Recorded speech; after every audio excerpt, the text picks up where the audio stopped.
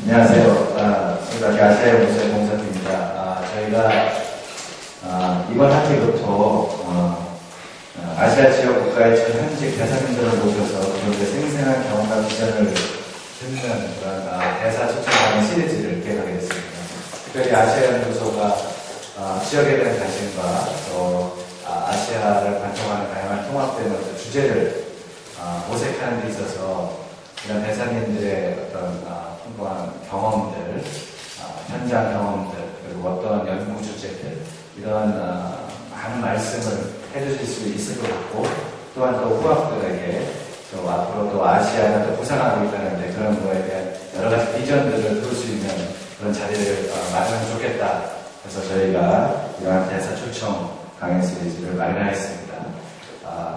그 첫 번째 순서로 전 인도네시아 대사를 여기 마시는 이선진 대사님 모시고 오늘 첫 순서를 마련했는데요. 앞으로 이번 학기는 일단 이번 한 번으로 일단은 마치게 될 것 같고요. 이 학기부터 계속해서 중국, 일본 많은 지역의 대사님들을 저희가 시리즈로 모셔서 이런 강연을 계속 기획하도록 하겠습니다. 그러면 오늘 발표를 강연해 주실 우리 이선진 대사님에 대해서 간략하게 소개해드리겠습니다. 서울대학교 외교학과를 1968년도에 입학을 하셨고요. 75년부터 외교관 그런 경력을 쭉 보시면서 우리 상하이 총영사, 외교통상부 정책실장, 그다음에 2008년부터 지난 2010년대였죠, 선생님? 아니죠. 인도네시아 대사를 하셨습니다. 지금 외교안보연구원에서 명예교수로 계시고요. 한중관계발전의 전문가 공동연구원 위원이시고, 특별히 또 한국산림청 또 홍보대사도 맡고 계세요. 그래서 저희 연구소에서도 성악하는 여러 가지 분들이 관심이 많은데 도움을 드릴 것 같습니다.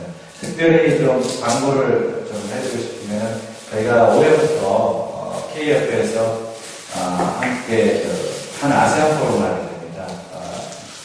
올해 와서 내년에 2회 걸쳐 하게 되는데 아세안 국가에 대한 여러 관심이 좀 필요한데 그래서 그 다음에 두 가지 정보도 많이 필요한데 특별히 오늘 발표를 맡으신 우리 이선진 대사님은 또 인도네시아 이 지역에 대한 연구를 또 많이 하고 계셔서 또 대사를 지금 그만두시고 또 지금은 한림대학교, 또 서강대학교에서 또 강의를 하고 계십니다.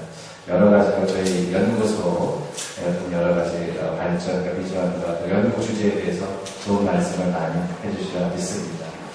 오늘 발표를 해주실 우리 이선진 대사님을 환영의 박수로 맞아주시기 바랍니다.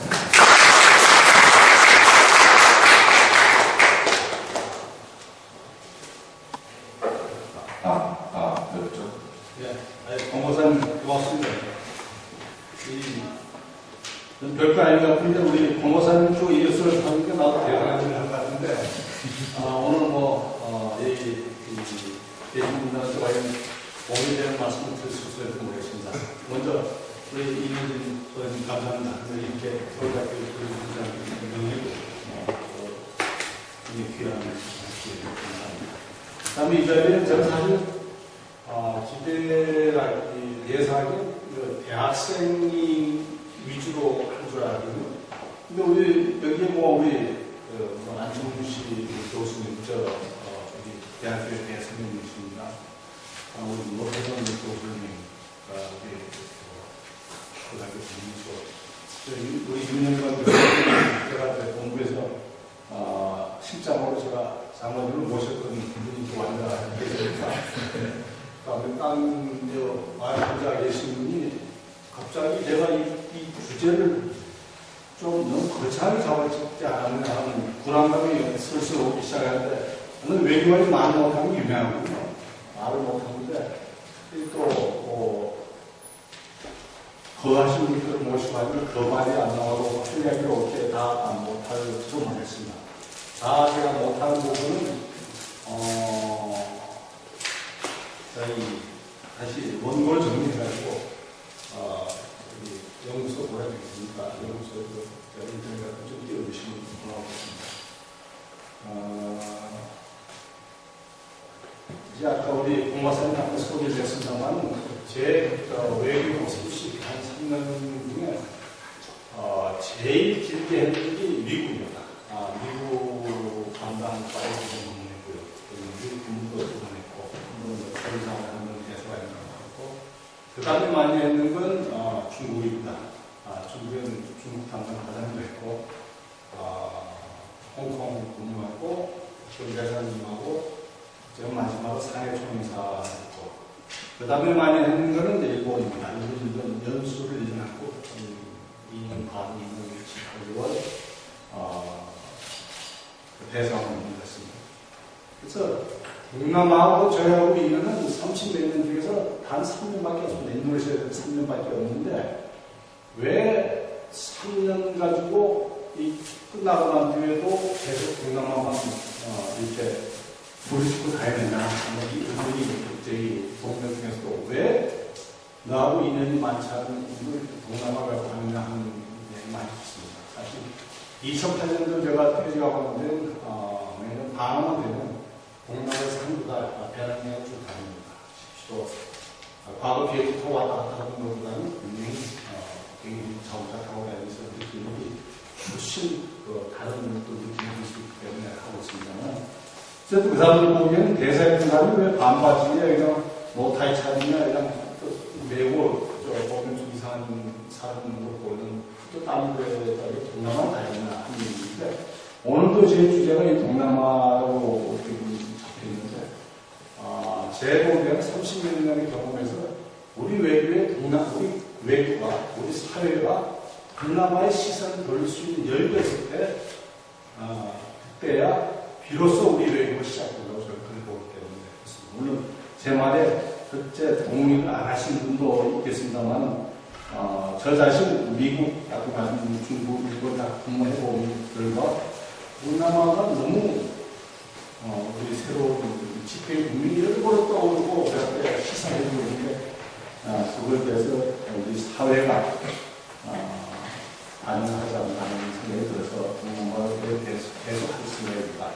근데 제가 지금 여기 말씀드린 게 혹시 제가 어떤 정책 문제가 크차는 뭐였습니다만 제 의견은 어느 시대에 어느 정책을 가르쳐본 적은 없습니다.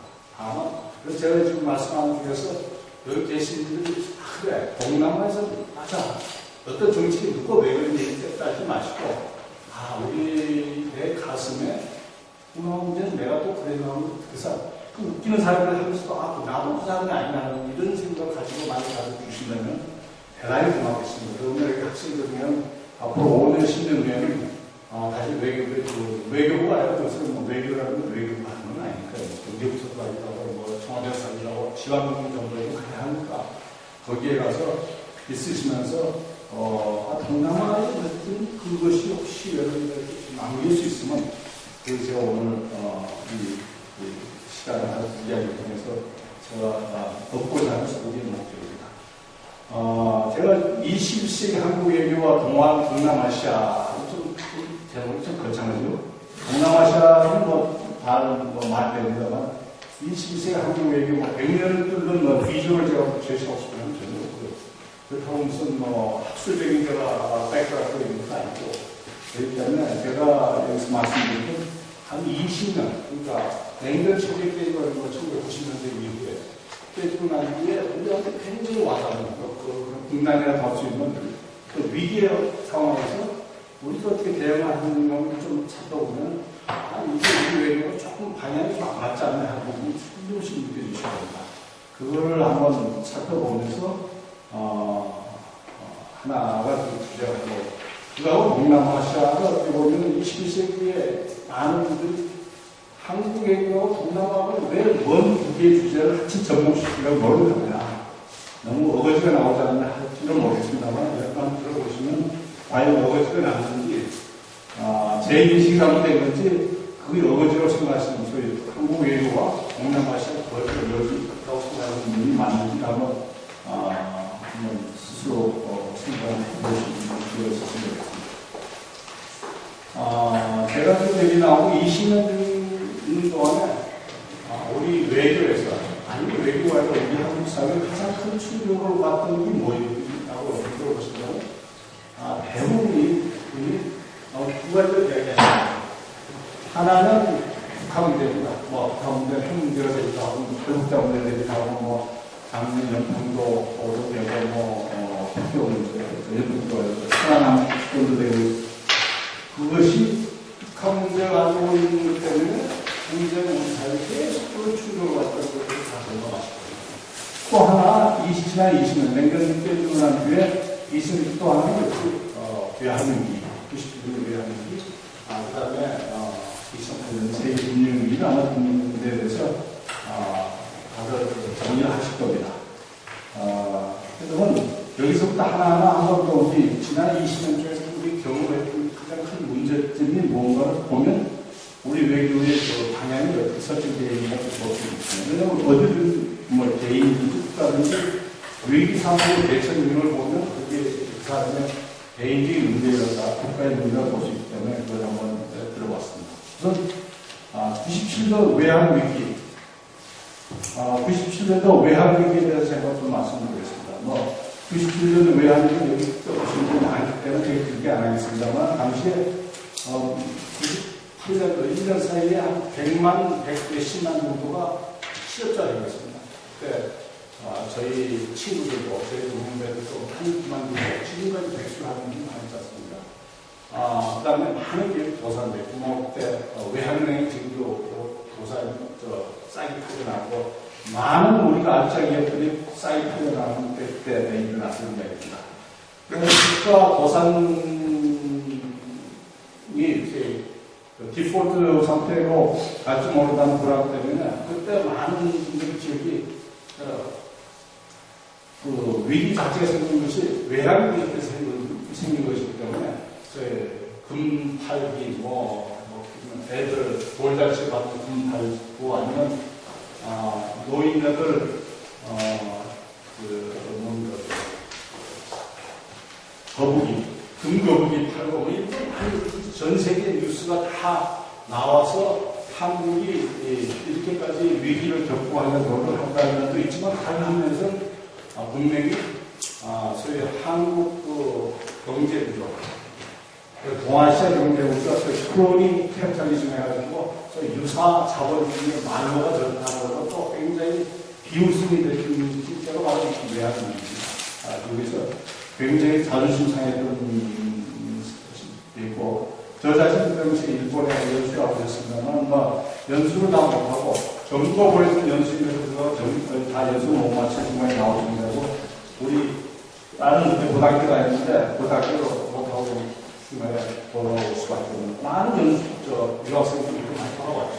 그래서 제가 왜 길게 설명하냐면 당시에 경제 위기가 가져오는 우리 사회 엄청난 그래서 제2의 한국전이라는 말을 할 정도로 우리 사회 정치적인 사회 문화적으로 엄청난 위기를 가져오고 인폐를 가져오는 1997년도 외환위기입니다. 그래서 우리 외환위기 조금 더 한번 분석을 나누면 형태나 진원지 이런 걸 좀 한번 분석해 보겠습니다. 우리가 이 냉전 시대의 위기라고 하면 주로 북쪽에서 왔습니다. 북쪽이라면 북한도 되고 중공도 되고 소련도 되고 다 없어진 나라지만 이런 북쪽에서부터 오는 위기 그 다음에 주로 군사적인 위협 아니면 이념적인 경쟁의 문제였습니다.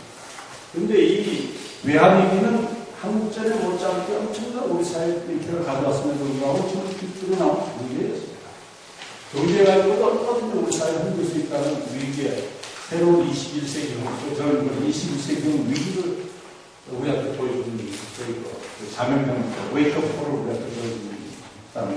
또 하나는 이게 어디서 왔습니까? 제가 아까 말씀은 주로 냉전 시대의 위기는 북쪽에서 오고 왔는데 이런 북쪽 앞에 고철 사고는 뒤에 와서 칼을 찌는 겁니다. 그러니까 남쪽에서 오기도 하고 우리 냉방으로부터 왔고 우리 우박으로부터 주로 왔지 북쪽에서부터 우리 외환위기를 우리한테 했다는 것은 아무 질도 없습니다. 솔직히 말해서 그때까지의 위기의 진원지라는 건 다 앞쪽만 섰다고 친구로 생겼는데 뒤에 와서 앞에 칼을 찌르고 배를 차고 한 다음에 이게 웬일이야? 왜 당신 내 친구 아니었어? 했더니 칼비어가 되는지 의미를 뭐냐 하는 걸 우리는 잘 알아야 된다는 얘기입니다.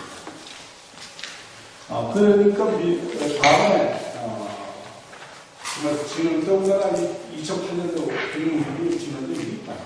우리의 맹방인 미국에서 왔다는데 이것이 우리 위기가 전혀 다른 형태로 이렇게 온다는 걸 우리한테 지금 시사해 주는 때문입니다. 또 하나 세 번째가 되면 그래서 우리가 위기에 대해서 바다하는 식으로 맹대를 하는 식으로 미국에 쫓아가고 일본 쫓아가고 쫓아가서 야 급하다 도와달라. 그때 그 사람들 반응이 뭐겠습니까? 돈 필요한데 IMF 가고 IMF 돈 많이 써. 그러니까 IMF 쫓아갔죠. 그랬더니 뭡니까? IMF가 돈을 대줄 때, 200억인가 대주는데, 조건이 이를 줬습니다. 경제적인 소위 IMF 컨디셔널이라는 잘 아시는 거 아닙니까? IMF 컨디셔널에 대해서 겪어보는 한국말과 동남아시아에서 IMF라는 굉장히 나쁜 일이 있어요. 똑같은 굉장히 나쁜 쓰라린 경우를 좀 동남아들이 좀 생각하고 있습니다만. 근데 갑자기 미국, 예를 들어 97년에 외환위기 날 때 APEC에 동남아, 동아시아 경제위기 자체가 아젠다 자체가 없었습니다. 97년도 11월 달이니까 APEC 정상회담에 마지막 의장 선언을 보시죠. 굉장히 동아시아 위기에 대해서 한마디 있는데 그럼에도 불구하고 자유하고 뭘 하라는 얘기하고 IMF 컨디셔널도 구체적으로 한국의 경제민주화하라는 거 아닙니까? 정말 단순히 경제 지원이라는 명목을 하겠지만 실제로 우리가 들어가면 정치, 사회, 경제를 전부 다 바꾸라는 거였어요. 그래서 계속 싸우다가 나중에 IMF 컨디셔널을 바꾸기도 했습니다만 동남아는 못하게 하고 정권이 무너지기도 하고 그걸 우리한테 깊은 수업을 줬는데 이거 자체 그때까지는 소위 냉전 체제에는 우리가 개발 독재로 독재를 하는 것도 인정해주던 오방이자 맹방이 갑자기 이상한 조건을 하기 시작했습니다. 더군다나 지금 문제는 앞으로 위기가 나면 미국이 도와주는 의지가 있어야 되는 능력이 있는지 모르겠습니다. 그만큼 도움을 될 수 있는 능력이 있는지 하는 문제를 좀 공찰하겠다는 걸 한번 말씀드리고 여기에 또 하나 제기해야 될 건 이러한 위기가 앞으로 몇 년을 오면 우리의 대리치금 97년도에 우리한테 강하게 경종을 주고 2008년도에 한 번 더 경종을 줬는데 우리 대비식이 있냐 아니냐 스스로 한번 판단해 보시면 알 겁니다. 다 여러 가지 이것도 하고 저것도 하고 많이 한다고 하지만 실질적으로 할 수 있는 대비식이 있냐는 것은 스스로 반성을 보실 수가 있는데 일본은 이제 이런 측면에는 1973년도 오일 크라이시스가 나온 뒤에 매 6년마다 동아시아에 자꾸 큰 경제 위기가 왔답니다. 그러니까 한국에 다시 어떠한 위기가 몇 년 뒤에 올라오죠. 텔레비전에 온다고 합니다. 어떤 시기 되는지. 그런데 경제 위기뿐만 아니라 지금은 이집트나 리비아 쪽에 보면 무슨 또 다른 위기들도 있는데 그 위기의 특색이 굉장히 다양하고 국가가 움직이는 게 아니라 결국은 난 가분문권 에이전시들 움직이니까 더 이것이 굉장히 예측도 어렵고 대응하기도 힘든 지금 상황에 있는 소위 21세기형 위기라고 좀 볼 수 있습니다. 그 다음에 제가 여기 다음에 나오는 2010년 북한 도발을 보면서 천안함하고 급격하게 보면서 물론 이게 북한의 어떤 변화에 대해서 굉장히 위기의식 기능도 있습니다만 저는 좀 더 다른 차원에서 위기의식을 사실 개인적으로 느꼈습니다. 이게 무슨 말이냐면 우리 그 땅에 나왔을 때 우리를 도와주는 것이 무리 안 나오고 있어요.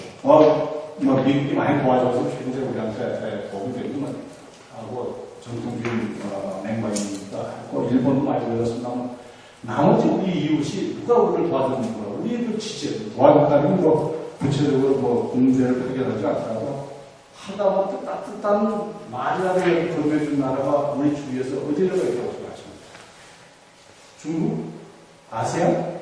우리 이웃이라고 흔히 말하는 일본, 중국, 아세안이 아닙니까?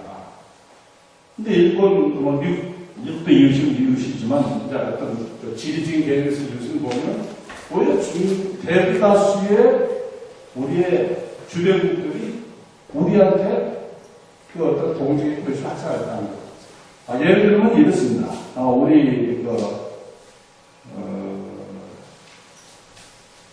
11월 달에 연평도 폭격을 당하고 난 뒤에 아세안에서 아세안 의장이 발표한 성명이 뭐냐면 Altered Exchange라고 되어 있습니다. 우리 일방적으로 얻어 맞았고 우리가 사람들 민간인도 죽어서 우리가 열분할 수 있는데 아세안 우리가 그런 교전, Altered Exchange를 좀 그만해라. 그 양비론입니다. 남한테 그걸 그만해라. 우리는 일방적으로 지금 탈출해서 하고 있는데 아시안이 우리한테 의뢰한 것에 대해서 굉장히 사실 당황스럽고 있습니다. 어떻게 보면 이게 굉장히 센시티브한 문제이기 때문에 아시안이 저는 이해는 합니다. 그러면 센시티비티가 없는 문제에 대해서 어떻게 한번 봅시다. 2022년 월드컵이 어디서 열리게 됐죠? 카타르에 났습니까? 작년에 열정됐죠. 카타르입니다. 2012년 내년입니다. 내년에 세계 기후변화 청회를 지금 어디서 한국에 유치하자고 저도 좀 뛰어다니고 있습니다만 굉장히 노력을 하고 있는데 거기에 가장 강한 상대자가 누구냐? 또 카타르입니다. 우리가 보기에는 카타르 정도는 뭐 우습게 일 텐데 우선 첫 번 가서 1회전에서 그냥 월드컵에서 안 그러고요. 두 번째도 상당히 우리가 지금 만만할 수 없는, 우리가 오히려 불리한 때문에 한다는 소리도 있을 정도로 표를 해봐야 아닌가만, 그 카타르도 왜 그러냐? 우리가 카타르가 얻는 게 뭐냐? 물론 석유가 없습니다만, 석유 말고는 뭐입니다. 큰 게 없는 거예요. 뭐가 있습니까? 우리가 왜 카타르만한 인구가 카타르는 뭐냐? 한 몇백만 되고, 우리보다 10분의 1도 안 되고, 기름 좀 난다고 하지만, 기후변화 관련 거에 대해서 한국이 비교가 안 될 정도로 한 일을 하고 있는 거고 영향도 있고, 실제로 우리는 동남아에 많은 일, 제가 동남아 대사를 해서 아는데, 많은 일, 카타르는 손도 깜짝 안 했는데, 동남아에 있는 많은 나라들의 거의 대부분 반반이 카타르도 많이 지원하고 있습니다. 왜 그러냐? 왜 그런 것 같습니다. 아무리 실적도 없는 카타르가 왜 우리는 동남아는 당연히 한국을 지원해 주는 한국 지원이 아니고 카타르 지원하는 나라가 나오는 건 뭡니까? 간단합니다. 저희는 패거리가 있습니다. 아랍 22개국의 패거리가 있어서 자기들끼리는 싸울지 모르지만 대외 경제에서는 같은 목소리를 내는 패거리가 있습니다. 우리의 패거리는 어디 있습니까? 사강입니까? 미일 중일 사강이 우리가 무슨 이야기를 하고 도와줍니까? 아니면 어디입니까? 그리고 가지고 보면 이 스포츠라든지 난센스티브한 에어리어마저도 뒤로 돌아보면 우리의 지원 세비였다는 것이 굉장히 그 경제의 어떤 위기구나 하고 저는 찾지 못했습니다. 그건 느끼신 분도 있고 안 느끼시는 분들 있겠습니다만 저는 느꼈다는 정도로 말씀드리고, 또 하나는 이 작년 천암사 때 보면 중국입니다. 중국이 가지고 있는 그 영향력이 커진다는 제가 제3 이야기할 필요 없습니다만, 중국의 영향력이 생각보다 이렇게까지 커졌나, 이렇게 키를 느끼나 하는 이야기는 어떤 북한을 도와서 했다는 이야기 다 잘 아시는 게 있어요. 그래서 나름대로 북한이 중국이 우리에게 얼마나 영향이 있고 세계에 얼마나 영향이 있고 지역에 얼마나 영향이 있냐는 걸 알고 생각보다는 우리가 느끼는 것보다 훨씬 중국이 훨씬 커서 우리의 영향력과 우리를 압도하고 있다는 걸 아셔야 됩니다. 무슨 양양을 잠깐 한번 볼까요? 한국의 우리의 대외 무역의 작년의 경우 25%가 우리 수출의 25%가 중국으로 갔습니다. 대중국 수출 의존도가 25%가 됩니다. 전 세계에서 25%의 대중국 수출 정도 가지고 있는 건 한국하고 대만밖에 없습니다. 왜냐하면 대만에도 엄청나게 많이 중국이 들어가 있습니다. 지금 한국의 대중국 투자가 정식 통계로 한 2만 몇천 개입니다만 비공식 다 하면 3만 내지 4만, 거의 4만, 한 달에 4만 6천 개까지 되더라고요. 작은 기업, 큰 기업 다 해가지고. 이것이 만약 우리 기업이 어려움을 당하면 북한의 폭탄보다 훨씬 무서운 폭탄이 같은. 우리 형제 바로 우리 4만 몇천 교회 나가 있는 우리 중국에 나가 있는 업체 당하면 굉장히 폭발적이 있습니다. 양자원에서 말도 없고, 이 지역에서 잠깐 한번 말씀드리면, 지역 경제에서도 97년, 98년 외환위기 이후에 소위 서양 학자들 흔히 많이 China Central Economic System in East Asia라는 정말에서 동아시아 경제에 중국이 지금 중심차로 들어오는 97년 이후 외환위기입니다. 그 전에는 일본이 가야죠. 일본이 센트릭 어떤 파워를 가지고 있었는데 이제는 여러 가지 통계로 봐도 일본도 그걸 인정하고 있을 정도로 센트릭 파워가 바로 중국입니다. 그 다음에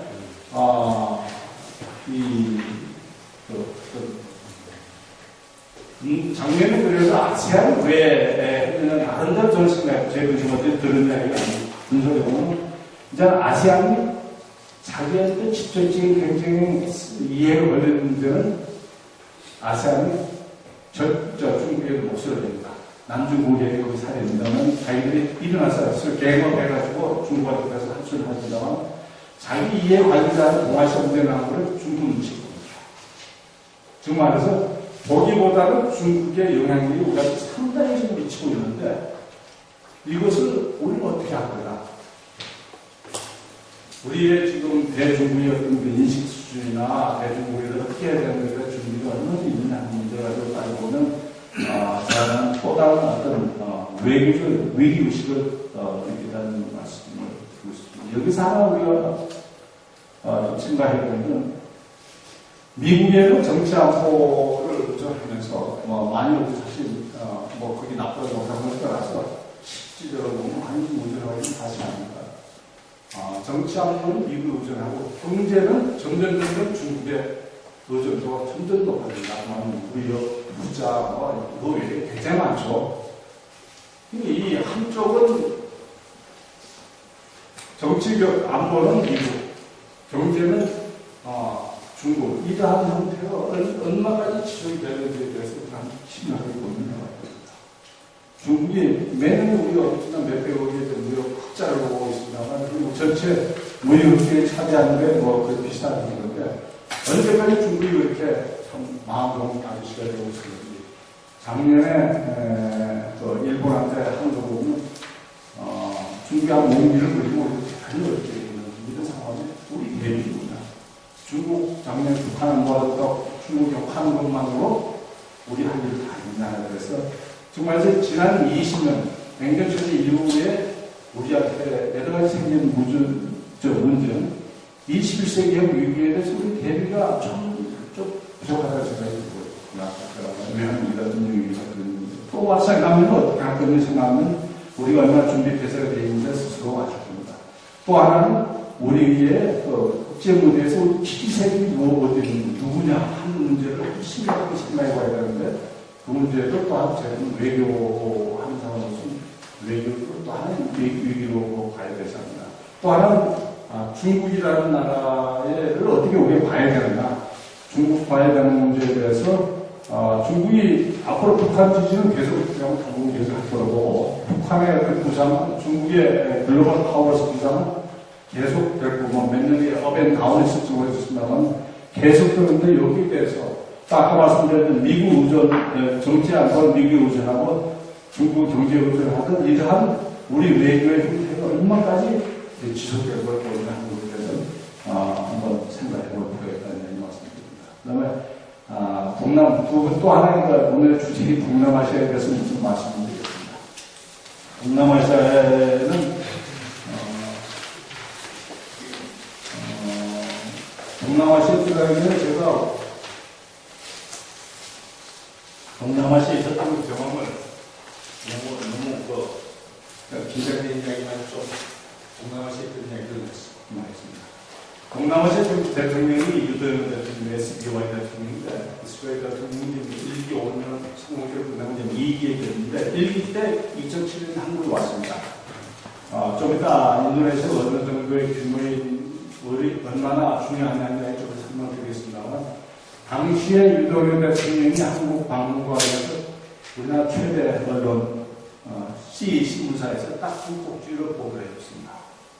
하나는 유도현 대통령 부인이 초대 주한 인도네시아 대사에 딸입니다. 그래서 그 폴스 레이가 한국에서 1년 반을 살아다니는 정도로 한국에서 굉장히 어펙션들한테 애정을 가지고 있는데 그 소개하는 기사 하나. 또 하나 기사는 정사에 보면은 우리나라에서 선물입니다. 정사의 선물이 우리 노무현 대통령 선물인데 노무현 대통령 선물이 무슨 특별한 무슨 자기로 만드는 특수 디자인이라고 해서 그걸 소개하는 그 딱 두 개였습니다. 유바이 인도네시아 대통령의 그 두 가지 정도의 대우받게 받을 수 있는 언론사가 그린 건지 하는 거에 대해서는 우리 한번 팩트는 사실이거든요. 또 하나는 당시 제가 굉장히 뛰어다녔던 게 바로 원자력 발전소를 인도네시아에서 팔려고 합니다. 인도네시아가 더 이상 석유 수출국에서 수입권이 돌고 뭐 자원 문제, 에너지 문제 심각하게 되니까 원자력 한 발전소를 짓겠다는 계획을 가지고 일본과 한국이 치열하게 경쟁하고 있었습니다. 그래서 저도 거기에 담당하는 장관 중에 그 과학기술장, 인도네시아 과학기술부 장관하고 어렵게 하고 있었어요. 그랬더니 그래서 우리나라의 그 담당 부서인 산자업청, 산업청, 요새 하도 부처이들도 직영부 있어요. 네, 직영부 장관하고 면담이 있어가지고, 뭐 하고 또 우리 과학부 장관하고 만나게 있었는데, 당시에 산자부 장관이 나중에 알아봤더니 사관을 만나왔습니다. 그래서 저는 무슨 급한 일이 그 대통령이 불러서 반드시 알아봤더니 그 장관, 우리 장관이 당시 어느 대학교 강의하러 왔습니다. 그러니까 최소한 그걸 제가 보낼 때는 한 일주일 전에 면담 약속이 됐을 때 그 강의가 갑자기 뭐 내일 나오는데 선생님이 내일 나오래요. 이래가지고 강의가 되는 게 아니고 최소한 2주 때 3주 때 정했으니까 벌써 그 인도네시아 외 장관하고 면담이 약속이 됐을 때는 이미 장관은 나한테 땀만 입고 막 마을을 합시다 해갖고 차관 문화 인사로 그거까지 추진했거든요. 지금 말해서 인도네시아 수준 정도면은 차관이 된다고 생각하는데 과연 인도네시아 그런 수준인지를 좀 보겠습니다. 뭐 그것도 이제 어느 장관이다.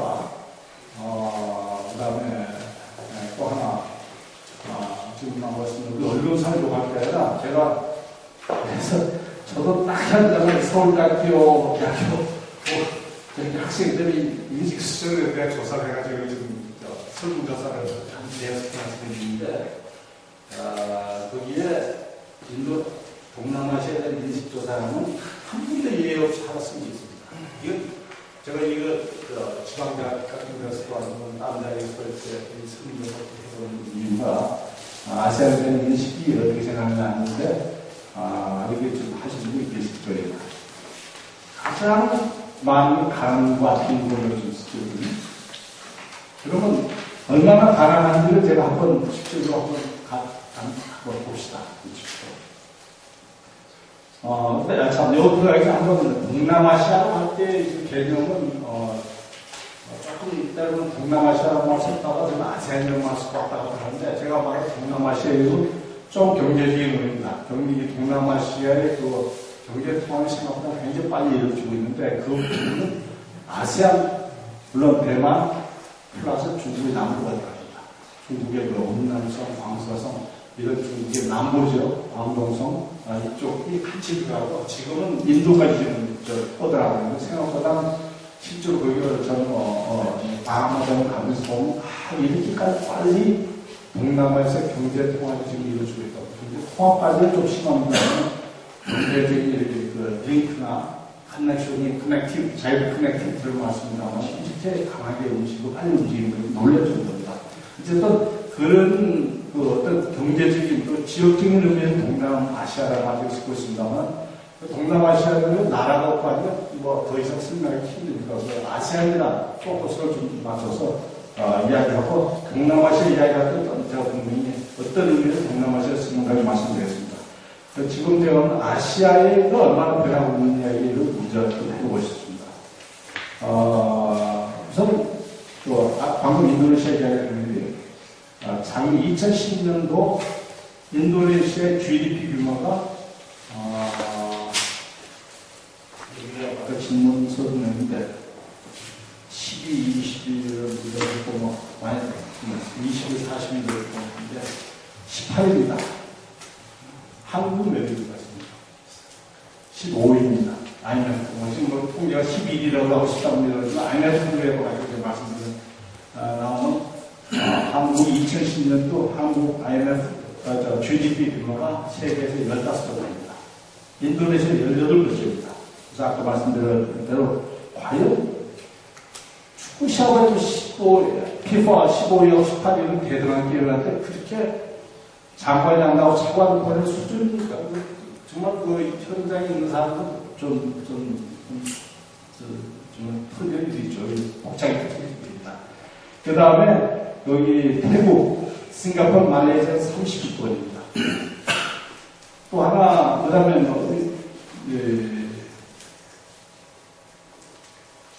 그 빠른 성장, 또 잠재력, 국가적으로 한 가지를 더 말씀드리면요. 2004년도 한국하고 아세안 10개나라 총 합친 GDP 합치기 비슷했어요. 아세안 10개국의 GDP 플러스 하나하고 한국의 GDP가 그 당시가 2004년이랑 비슷했습니다. 그런데 2010년 작년 한국은 아세안 GDP 약 56%, 반 조금 넘습니다.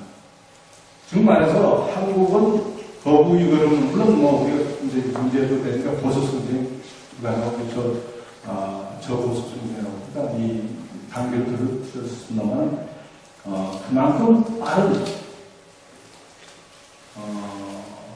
아세안의 경제 성장이 이루어지고 있다는 걸 단적으로 보여주고 있습니다. 그래서 오늘이 아니라 5년, 10년이 되면 아마 점점 우리는 아세안의 뭐 50% 수준에서 40%, 30% 처지되면 과연 여러분들이 지금 생각하시는 아세안, 가난하고 길고도 상징된 아세안이라고 할 수 있는지 하는 것을 한번 반성할 것으로 하겠습니다. 그 다음에 또 하나 예를 들면 저희들이 작년에 아세안으로부터 10개월로부터 무역 규모에 40매덕 무역 흑자를 봤습니다.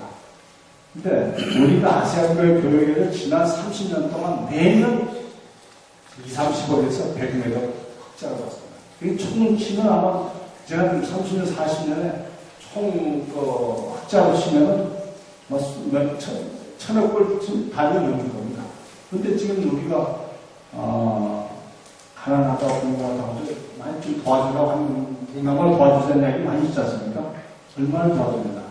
우리가 아세안 10개국에서 작년에 유상무상 다 합해 이상했습니다. 우리가 가난하다고 보는 나라한테 무역하기 다 그렇게 40매덕, 1년에 40매덕, 70매덕 제일보 더 이상을 주면서 가난한 소리 하면 안 되죠. 가만히 있든지. 가난한 나라에 그렇게 또 우리 무역적 흑자를 재미를 봐서는 되겠습니까?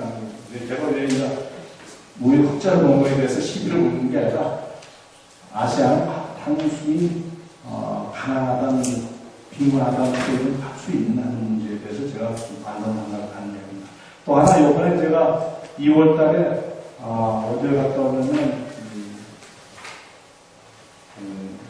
태국, 프놈펜, 캄보디아죠. 그 다음에 호치민시티, 그래서 라오스 가서, 라오스에서, 다시 태국으로 와서, 서울로 돌아왔습니다. 라오스에서 호치민시티 사이만 비행기 타고 나머지 며칠 다 타고 왔습니다. 버스 타기 가고, 수용차 렌트카에서 다니고, 나오면 다니는데, 그렇게 다니면, 국경을 지나면서 그걸 느낄 수 있습니다. 국경물이 얼마나 되고, 얼마나 로우 네트워크가 잘 되어 있는지 볼 수 있고, 실제로 카스텀 클리어를 해보면, 얼마나 이 나라는 소프트웨어가 서로 이분들 간에 교류가 잘 되고 있는 게 실제로 있는 걸 보고 싶은 다행입니다. 작년에 예를 들어가지고 프놈펜에서 호치민시티 사이에는 버스가 있습니다. 여기 바로 우리나라 한국 무슨 회사가 하는데, 거기에 버스를 타고 한 6시간, 7시간 걸립니다. 요즘 프놈펜 시에서 출발해서 호치민시티 정착장을 같이 하는데, 한 20여 명 갔는데, 베트남 국경을 지나가면 다 비자 검사받고 카스텀 클리어에서 다 하고 자동차 넘어가는데 한 20분밖에 안 되지, 20분밖에 안 걸리더라고요.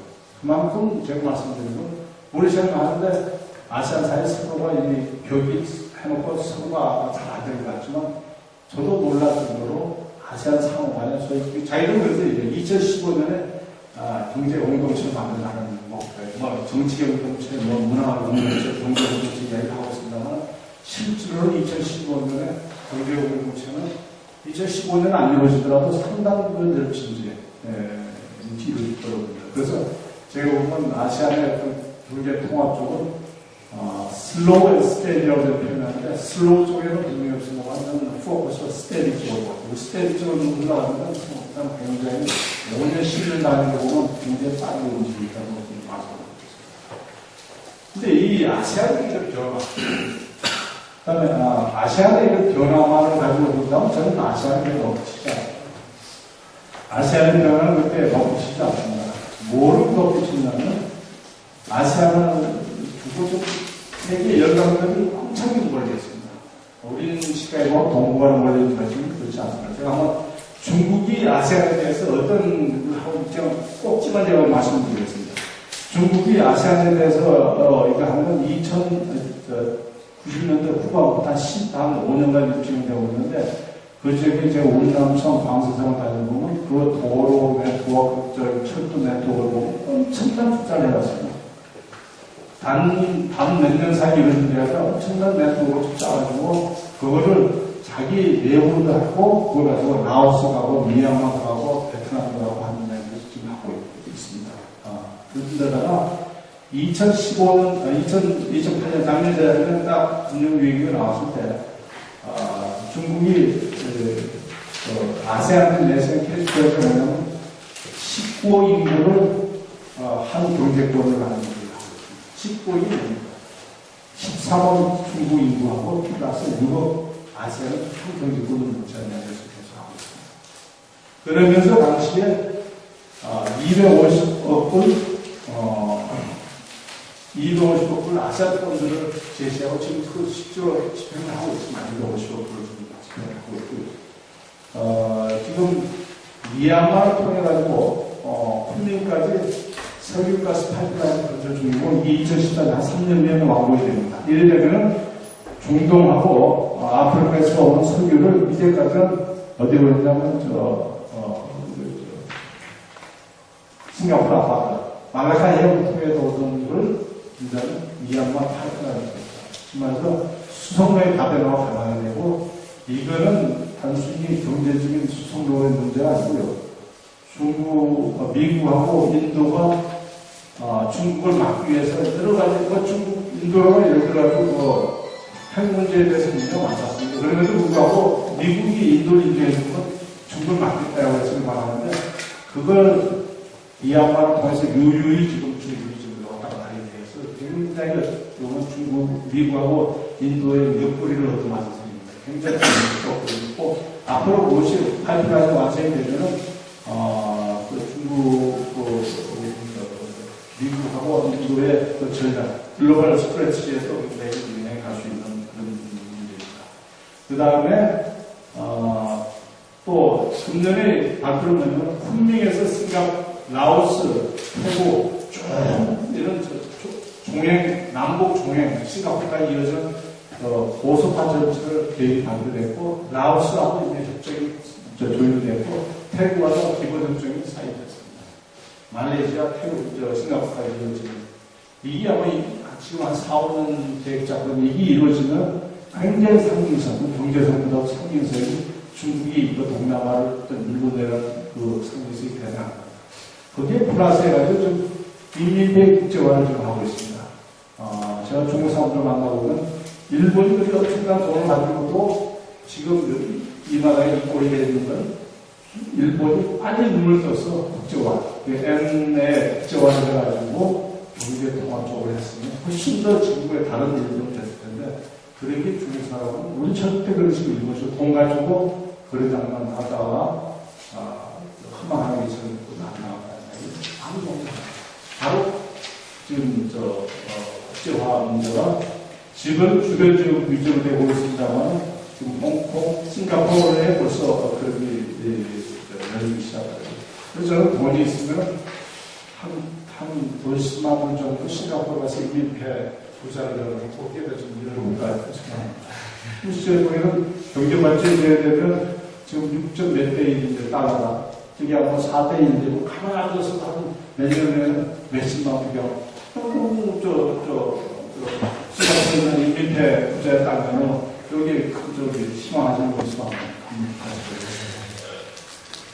그 다음에 일본 요번에 2월 달에 동남아에는 일본에 가서 한 2주 있었습니다만 원래 잘 아시겠습니다만 중국, 일본의 세계 글로벌 프로덕션 네트워크의 센터는 동남아입니다. 물론 일본 자신과 동남아인데 이 한때 중국으로 넘어갔다가 다시 요새는 차이 플러스 원에 중국이 너무 우절되고 심해서 위험하다 차이나 다시 동남아로 왔다가 당초에 한 몇 년 후에는 인도로 갈 수가 있어요. 인도 사고 시장 구석이 있다. 한 몇 년 후에는 인도 시장으로 바라보고 가고 있다 했는데 제가 요번에 일본도 가보고 동남아에서 와서 일본 향을 만나봤더니 동남아에 계속 정착하겠다는 거죠. 말해서 인도가 인프라나 소프트웨어가 그때 자기들이 대에 밀려가지고 들어가면 이해하다니까 동남아를 계속 보호하겠다는 저희가 비즈니스 스트레스를 쌓는 거고 그런 거 해서 중국이 250억 불 되겠다니까 일본은 냉통 기구를 만들 55억 불입니다.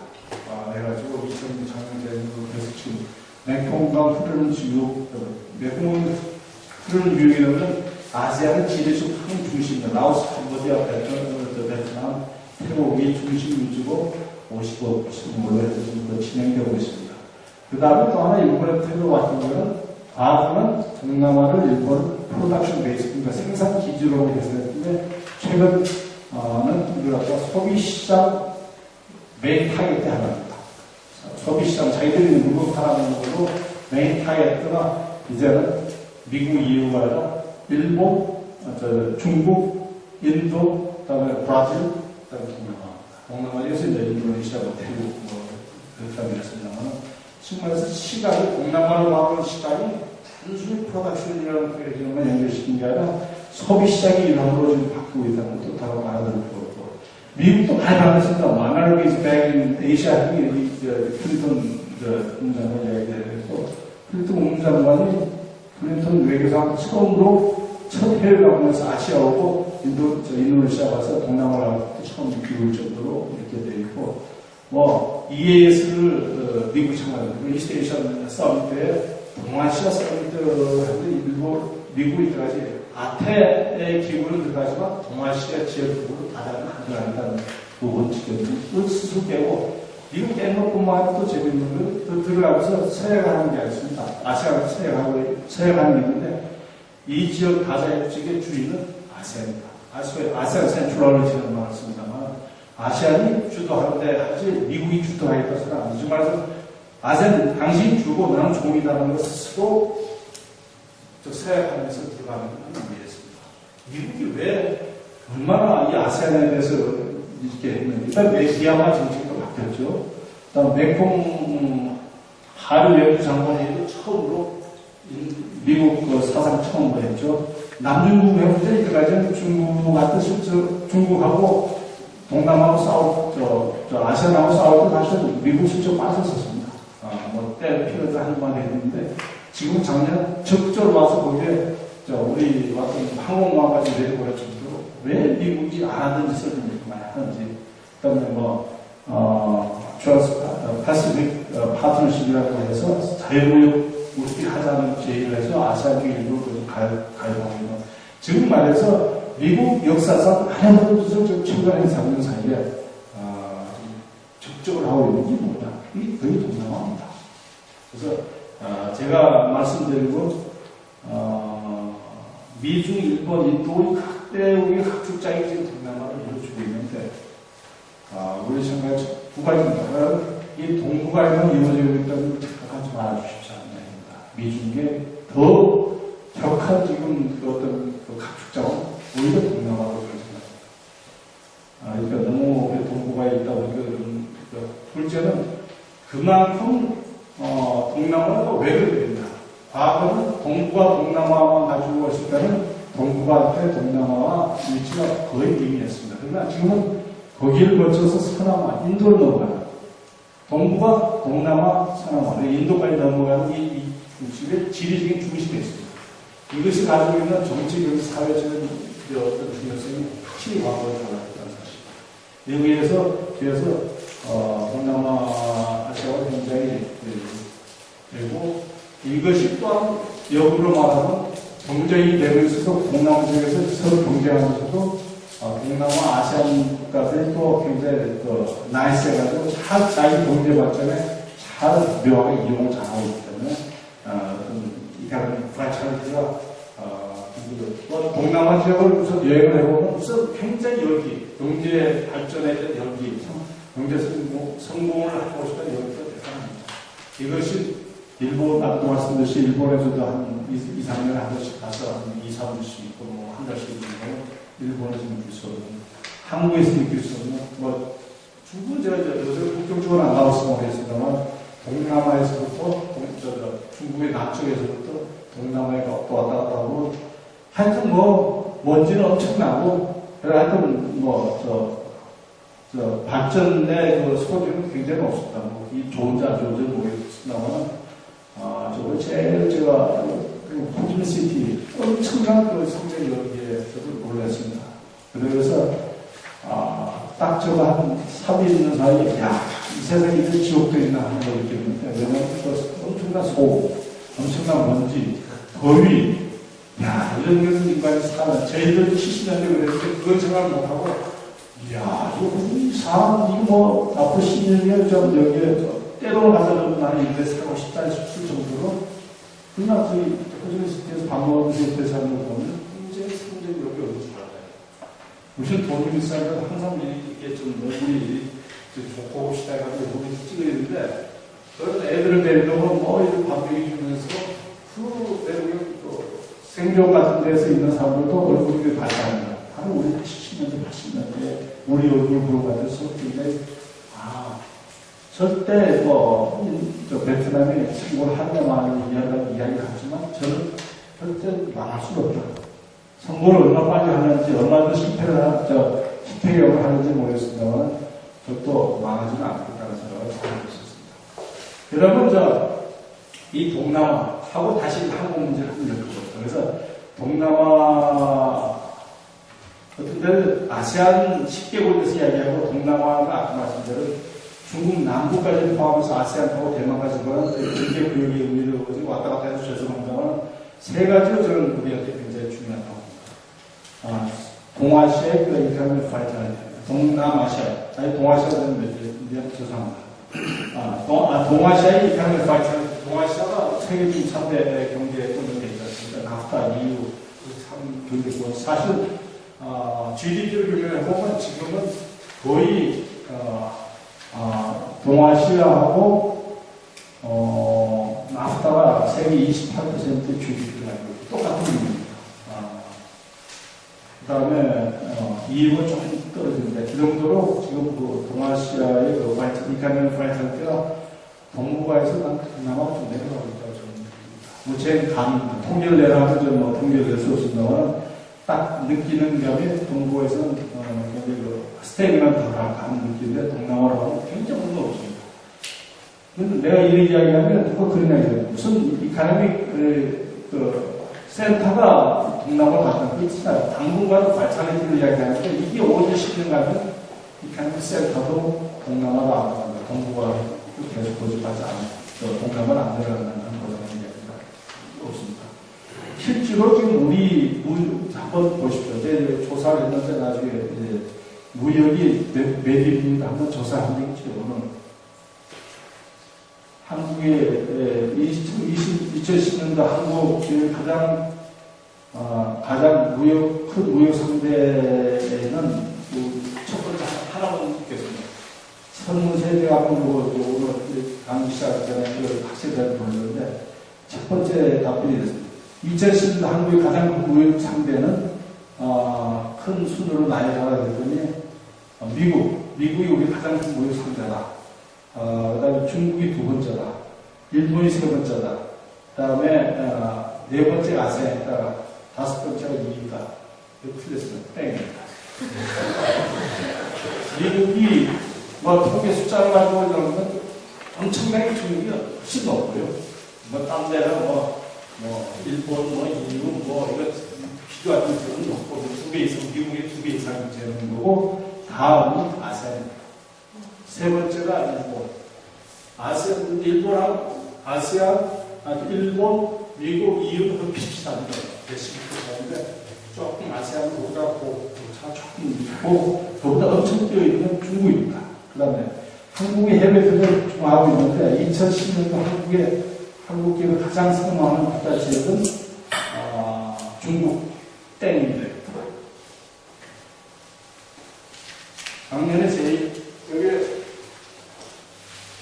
여기 제가 일부러 이유는 뺐거든요. 사실 이유하고 아세안이 비슷했는데 이유는 통계상에 많이 모호한 것을 뺐는데 이게 미국, 일본, 중국, 아세안이 중국인데 이거는 중국이 2005년부터 대중국 투자가 최소한 우리가 해외에 나가는 투자의 40% 차지할 정도로 중국에 대한 우려가 컸습니다만 그게 쭉 밑으로 내려가고 있습니다.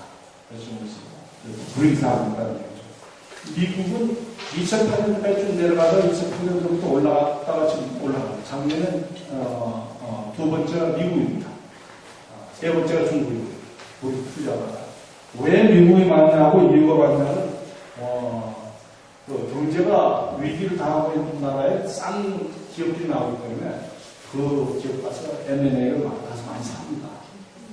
과거 우리 외환은행 팔려나갈 때도 싼 가격으로 팔리니까 미국 기업들이 막 와서 투자를 하는데 한국이 투자의 전망이 좋아서 아니라 그때 굉장히 싼 가격으로 우리 기업들이 나왔기 때문에 한국이 투자가 원래들어오는 여러분 생각하시면 됩니다. 그러나 이 아세안은 지금 한 12년 동안 계속 우리 해외 FDI에서 차지하는 직접 투자에 차지하는 비중이 꽤 높다고 있습니다. 이건 뭐 앞으로 계속 될 거라는 한국의 그 대외 경제력에서 아세안이 차지하는 그 위치가 좀 높아질 거라는 생각입니다.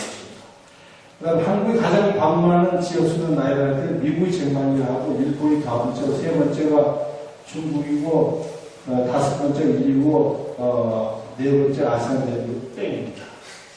하나도 안 왔어요. 뭐냐? 제일 많이 방문 나라는 중국입니다. 그 다음에 중국이 한 5, 600만 될 숫자죠. 그 다음에 아시아이 한 400만 정도 됩니다. 그 다음에 일본이 한 300만. 미국하고 한국은 거기 하고 몇십 분의 1입니다. 근데 왜 이 학생은 미국이 제일 많이 간다? 근데 이 학생은 그게 아니라 모든 대학생들 내가 조사를 해보면 비슷한 것이 나옵니다. 왜 그랬을까요? 한미 FTA 이야기를 하지 마야 하니까 미국이 최고 무역이 많은데 미국은 아까 말씀드린 5번째 제일 꼴찌입니다. 근데 왜 미국. 그 다음에 방문하는 걸 보면 중국하고 중국 가는 사람하고 미국 가는 사람 비교하면 수십 분의 1일 겁니다. 그럼에도 미국이 아니고 제일 많이 가는 나라를 착각하고 있는지 하는 거에 대해서 한번 정리해 주시기 바랍니다. 둘째는 보험대 끝내겠습니다. 보험대 끝내겠습니다. 아쉽게 나왔습니다. 두 번째 생각해야 될 것은 동북아와 동남아는 이제는 안보, 우리가 안보 하는 거 깜빡이는 안보 문제에서 동일 안보대라고 저는 거입니다. 왜 그러냐면 진짜 우리 큰 차이는 중국이 부산 점거하고 같이 치면 안 된다는 이야기입니다. 아까 제가 설명드렸습니다만 과거에는 디펜시브한 액터로서의 중국. 그러나 지금은 어서티브하다가 오펜시브한 중국으로 바뀌고 있습니다. 왜 중국이 그렇게 강성위를 한다는 건 아닙니다. 중국이 과거 중고등학교에 있던 교복을 대학생 교복을 바꿔 입으려는 거죠. 자기 커지는데 사이에 대학교 들어갈 때 중고등학교 교복 입으라고 있겠습니까? 우리 애라도 아무튼 왜 아버지랑 대학생이 왜 중고등학생 교복 입으라고 하나요? 당연히 반발할 겁니다. 그러나 저는 대학생으로서 지금 사회인의 지금 글로벌 파워로서 위치를 하려고 해서 말씀드렸는데 이미 이렇게 복잡하고 그러는 다 글로벌 스트레티지하고 아까 말씀드린 파이프라인 마고 있는 다 글로벌 스트레티지에서 자기의 스피어로 인플루언스를 자기 영향을 차지하려고 다 전략에서 나오고 있는데 그런 거 하지 말고 나 동북아 국가니까 이것만 하라고 하면 좀 하겠습니다. 이런 문제. 그래서 그다음에 가장 또 얘가 제가 이게 동북하고 동남하고는 같은 안보대라고 하는 증거로 말씀드리면 작년 일을 났습니다. 작년에 동시다발적으로 우리 동북하고 한 가지 나왔고 열도 문제에 일본하고 치열하게 좀 나가고 남중국해에서 치열하게 좀 동남국하고 이 같은 해에 동시에 나왔고 대만 문제고 미국하고 중국 간에 그 문제가 있습니다만 지금 말해서 이거는 단순히 중국이 이제는 내가 사회이니까 내가 옷을 벗어나는 것 같다 자꾸 좀 얘기하는 거예요. 그렇다고 한번 작년에 중국 내부 이야기로 굉장히 내부적으로 많이 혼란을 야단을 맞다고 합니다만 언제도 몇 년, 2년 내에 못 잊었지만 야 나는 지금 중고등학생이 아니야. 나 지금 사회인이 아니라 또 외칠 겁니다. 그게 뭐 강한 혼으로 나오는지 약간 혼으로 나오는지 두고 봐야 될 것입니다만 이거 때문에 이제는 과거에 좀 액터가 미국만 있던 액터가 해서 지금 미국이 액터 두 개가 생겼는데 오기 때문에 틀렸이 같은 안보대라는 동북아 동남아를 지금 구별해서는 안 된다고 말씀을 드리고 있습니다. 또 하나는 여기서 제가 한번 제기하고 싶은 게 누가 한번 대답해요. 중국은 동북아 국가입니까? 동남아 국가입니까? 중앙아시아 국가입니까? 우리 착각을 한번 전 동남아는 자기는 중국을 말을 동북아라고 그러지만 자기 국경을 접하면 동남아 접하고 중앙아시아 접하고 자기는 지금 중국의 저기 리더십 생각하고는 글로벌 전 세계를 어떻게 하느냐 생각하고 있는데 자꾸 동북아 국가라는 시각 가지고 우리 자꾸 사업 내려고 하면 억셉트 하기는 해야 물론 우리는 계속 땅을 써야죠. 그러니까 전술적으로 땅을 쓰면서 그런 동북아의 동북아하고 같이 먼저 하려고 하는 그래 우리 머릿속에는 여차하면 몽리를 볼 수 있는 작년 같은 저렇게 할 수 있는 분들은 또 우리가 냉정한 머리를 가지고 있어요. 말로는 자꾸 이제 중국 티싱을 하고 네가 우리가 같이 노는다고 말을 하지 말고 우리 냉정한 머리를 가져야 되지 않나. 그런 의미에서 동남아에서의 어떤 움직임을 예의주시를 해야 됩니다. 중국이 대외적으로 나올 때 저는 제 생각에는 동북아에서 절대 안 나옵니다. 왜냐하면 일본, 중국, 미국이 너무 강하게 한국, 일본, 중국 강하게 되기 때문에 나간다면 글로벌 수비에 있어서 대외 전략으로 나간다면 동남아를 거쳐서 서남아를 거쳐서 동남아를 거쳐서 중국을 빠져나가고 저는 개인으로 생각하겠습니다. 그 다음에 셋째는 아까도 말씀드린 여러 가지 21세기 위기도 닥치고 중국이 강섭해이고 작년같이 나타나는 것에 대해서 우리 대비책도 하고 아까도 말씀드렸듯이 국제 외톨이가 되는 한국의 생각에서는 우리 다자있는 그러려면 아시아하고 손을 잡을 수밖에 없어요. 미드 파워끼리 손을 잡고 야구라고 하고자 하는 이야기를 할 수밖에 없다는 이야기입니다. 그래서 우리가 위안의 유행이 나왔더니 아셈프라클이다, 치엔바이 이니셔티브 해가지고 금융을 하자 하는 이야기가 나왔더니 그게 우리가 다 필요하다고 이야기했거든요.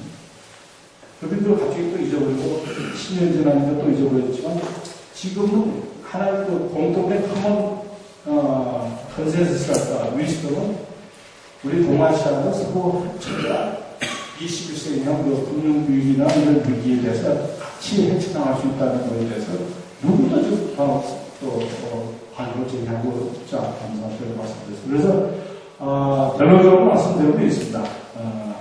21세기 한국 외교는 지금 외교의 동북아시아에 몰입된 외교를 넓혀야 한다. 외교를 넓혀야 한다. 이게 제 포커스고요. 포인트고. 우리 외교를 넓힌다고 하면은, 우리 문 닫고 딱 나선다면은, 첫 번째 부딪히는 건 동남아시아다.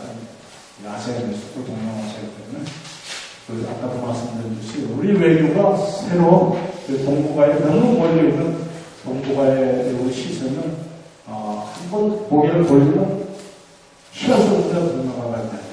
아까 말씀 정치적, 사회적으로 따라서라도 기회적으로 다 동남아이기 때문에 동남아에 우리 시선 돌리는 신앙부터 우리의 우리가 시작됐다. 새로운 21세기 한국 외교가 시작됐다. 그렇습니다. 네, 감사합니다.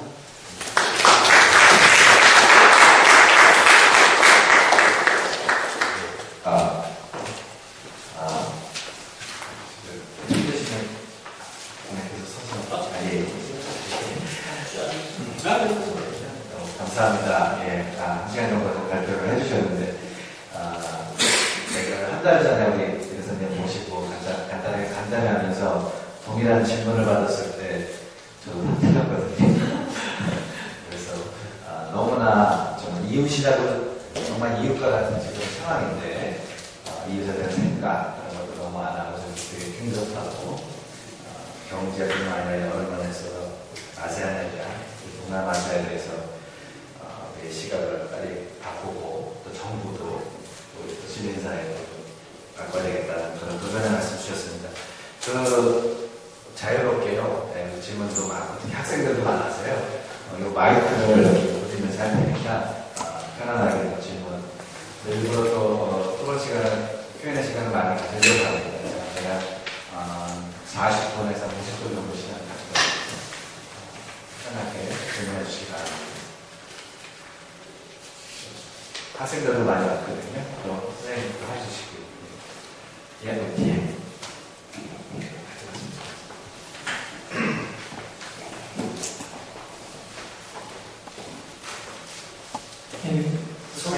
소개 좀 하세요. 예, 법률 공부학입니다.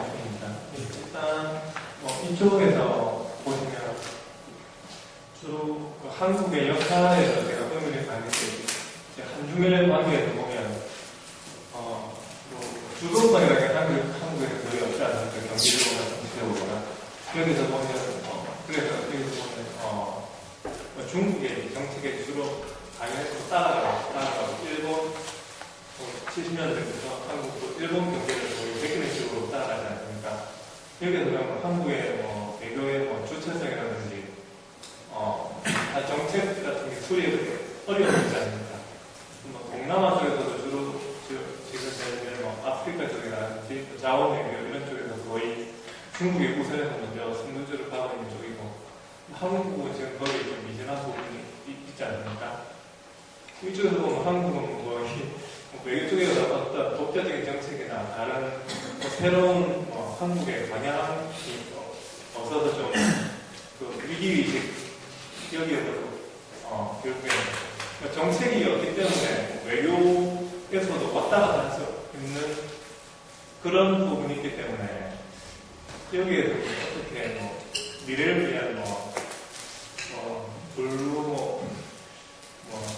정책이나 이런 게 세울 수 있는지 그리고 그쪽에서 좀 답변합니다. 세울 수 의문이 있는 게 어떤 의문입니까? 그러니까 그 정책이 한국에는 거의 따라가는 수준에서 왔다 갔다 하는 부분밖에는 한국이 거의 할 수 그게 한계가 아닌가. 능력이 없다는 그게 우리 있느냐? 풍선을 쳐봐도 예. 뛰어도 별일 수밖에 없다는 게 그게 한계가 지금 그쪽에서 넘을 수 없는 벽이 있지 않느냐. 거기에 대해서 그러니까 외교라는 게 과연 있느냐 이런 의문이 좀 드는. 있느냐는 걸 물어보시는 겁니까? 있을 수 있느냐는 한계를 현상학적으로 없다는 의미를 가지고 말씀하시는 겁니까? 아니면 우리는 아무리 뛰어도 벽이니까 외교가 없는 게 낫다는 뜻입니다. 어느 쪽입니까? 그러니까 제 말은 외교라는 게 지금 없는 것 같은데 과연 그에 세울 수 있는 대성도 있고 있는데 왜 외교? 무슨 말씀하시죠? 무슨 말씀하시죠? 예, 지금 오늘 아침에 사실 안성훈 사회상훈 교수님부터 아침에 사회복지관에서 안 교수님 말씀도 사회복지의 정책의 원칙이나 기조가 있나? 정책은 있는데 사실 외교도 정책은 있습니다.